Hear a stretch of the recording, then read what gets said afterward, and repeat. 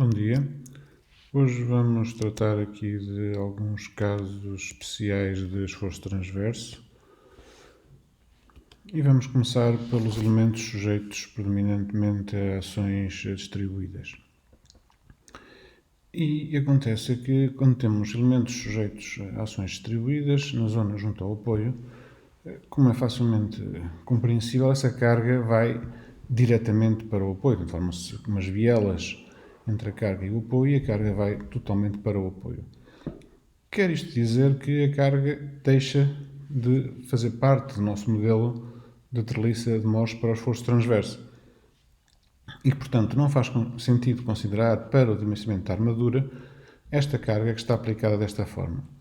Pelo contrário, uma vez que a carga se dirige para os apoios através destas bielas, é fácil de perceber que, em termos de resistência máxima ao esforço transverso, ou seja, aquela que provoca o esmagamento das bielas, o que nós estamos a obter será exatamente igual, portanto, não há alteração. Assim sendo, nós podemos considerar duas situações distintas. A primeira é, para o dimensionamento da armadura, o esforço transverso a uma distância d do apoio, aqui designado nesta figura por VED2, e para o esmagamento das bielas, ou seja, para o VRD máximo, o VED1 no apoio. Portanto, desta forma, nós conseguimos considerar os efeitos do esforço transverso quando temos ações, sobretudo ações sujeitas a cargas, vigas distribuídas a cargas distribuídas. Algo semelhante ocorre quando temos cargas concentradas junto aos apoios. Neste caso, as cargas são consideradas junto aos apoios quando estão a uma distância menor do que 2D, ou seja, menor que 2 vezes a altura útil da viga do apoio. Sendo que, em termos do Eurocódigo, a distância a considerar varia entre 0,5D e 2D. Sempre que a distância for menor que 0,5D, pode-se considerar o que se considera normalmente para as cargas iguais a 0,5D.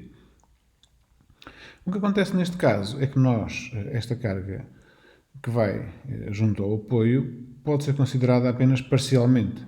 Ou seja, nós podemos reduzir o esforço transverso desta carga por um coeficiente beta, que vocês veem aqui no final deste primeiro parágrafo, beta, que vale AV sobre 2D, em que AV é a distância entre a face do apoio e o eixo de aplicação da carga. Nestes casos, nós teremos que verificar o dimensionamento ao dimensionar uma armadura, para que numa zona compreendida por 0,75 AV, entre o apoio e a carga, existe uma armadura para resistir a beta VED. A armadura é essa, que é simplesmente o produto da área pela tensão resistente da armadura e se os estribos inclinados, sobre os estribos inclinados, vezes seno de alfa. Em qualquer dos casos, mais uma vez, para a verificação do esmagamento das bielas, ou seja, para o cálculo do VRD máximo, terá que ser verificada a condição de que VED menor ou igual que VRD máximo. Portanto, quer no caso das cargas concentradas, quer no caso das cargas distribuídas junto ao apoio, nós podemos de alguma forma reduzir a quantidade de armadura que seria necessária, porque essa carga vai diretamente para os apoios e não entra no nosso modelo de treliça. Uma outra situação que ocorre tem a ver com elementos com cargas aplicadas na zona inferior das vigas. Por norma, as cargas são aplicadas na face superior, basta pensar, por exemplo, nos edifícios, em que nós temos as lajes, as vigas, e as cargas são aplicadas ao nível do pavimento e, portanto, são aplicadas ao nível da parte superior da viga, a parte superior das lajes. Quando as cargas são aplicadas na face inferior, o modelo de treliça que nós idealizamos não se verifica. E, portanto, é necessário adicionar uma armadura, chamada armadura de suspensão, que eleva as cargas do bando inferior para o bando superior e, a partir daí, então, funciona o nosso modelo de treliça. Para percebermos um pouco melhor este aspecto, basta olharmos para estas duas figuras, que têm uma treliça simples, com cargas aplicadas nos nós, na face superior, e a mesma treliça do lado direito com as cargas aplicadas na parte inferior da treliça. E se nós compararmos os esforços nas barras, verificamos que os esforços são os mesmos em todas as barras, com exceção dos tirantes verticais, que aqui simulam os estribos, e que no caso da esquerda são 7,5, 2,5 e 0, e no caso da direita são 12,5, 7,5 e 5. E vemos que a diferença entre os dois é exatamente o valor da carga que nós aplicamos no banzo inferior. Ou seja, quando nós temos a carga no banzo inferior, é necessário suspender a carga para o banzo superior e então depois efetuar o dimensionamento. De uma forma simples, o esquema é este que está aqui representado. Se a carga estiver aplicada na face inferior, há o surgimento destas forças de tração, representadas aqui na figura da esquerda por estas setas a vermelho, e pode haver o destacamento do botão na zona inferior.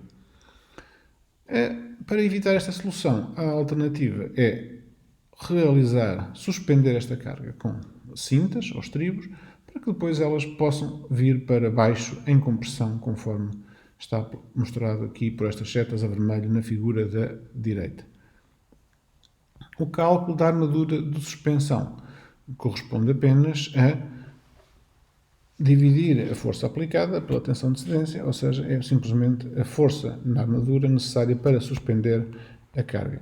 Importante ter em consideração que esta armadura deve ser adicionada à armadura transversal para resistir ao esforço transverso. Então, uma armadura adicional àquela que nós consideramos para o esforço transverso.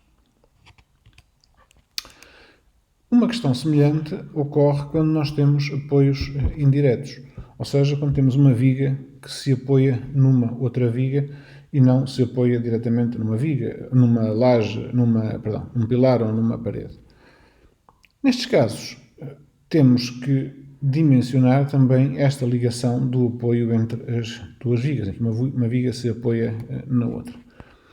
O problema acaba por ser um problema semelhante ao das cargas aplicadas na face inferior das vigas, porque se nós atentarmos aqui a esta figura que está representada no ecrã, do lado direito em baixo, e se atendermos ao modelo de treliça de Morse que nós usamos para o dimensionamento do esforço transverso, as cargas no final vão através de uma biela de compressão para o apoio, ou seja, as cargas da viga secundária na realidade estão aplicadas na parte inferior da viga principal. Sendo assim, se elas estão aplicadas na parte inferior da viga, conforme vimos anteriormente, temos que suspender estas cargas para que o modelo de treliça funcione. Ou seja, temos que colocar uma armadura na zona de interseção entre a viga secundária e a viga principal, conforme vemos aqui nesta figura do lado direito em cima. Temos que colocar uma armadura dada pela expressão que está no ecrã, ou seja, o esforço transverso, ou a reação de apoio, a dividir pela tensão de cedência da armadura. Esta armadura não precisa ser colocada toda na zona da viga secundária, pode ser prolongada um pouco para um lado e para o outro da viga secundária ao longo da viga principal. Sendo que essa distância deverá ser menor que metade da altura principal do eixo da viga secundária, ou 1/3 da altura da viga principal a partir da face da viga secundária. Portanto, na menor destas duas dimensões, ou seja, 1/3 da altura da viga principal medido a partir da face da viga secundária, ou metade da altura da viga principal a partir do eixo da viga secundária, para cada lado, nós devemos colocar, ou podemos colocar, esta armadura também adicional à armadura de esforço transverso. Portanto, é uma armadura de suspensão adicional. E pronto, deixo-vos agora aqui com 2 problemas para vocês resolverem e tentarem resolver e aplicar os conceitos que vimos ao longo desta pequena apresentação. Muito obrigado.